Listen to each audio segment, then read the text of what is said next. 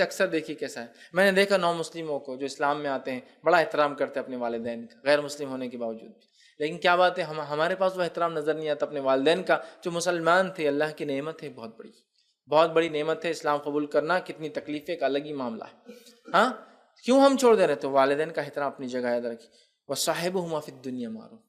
لیکن اچھا سلوک کرنا. آج دیکھا جا رہا ہے بیٹا کتاب و سنت پہ آ جا رہا ہے والدین کو چھوڑ دے رہا ہے. نہیں، وہ جو بھی ہے وَصَاحِبُهُمَا فِي الدُّنْيَا دنیا کے اعتبار جو اچھا ہو سکتا ہے آپ کو اور مجھے کرنا ہی ہے.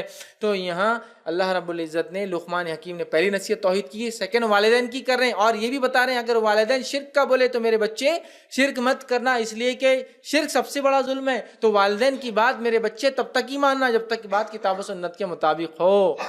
سمجھ رہے ہیں بات کو؟ اس کے خلاف بولے تو والدین کی اطاعت فرمانبرداری فلا تطیعہما، تو ان کی بات مت ماننا. وصاحبہما فی الدنیا معروفا، دنیا میں اچھا سلوک کرتے رہنا.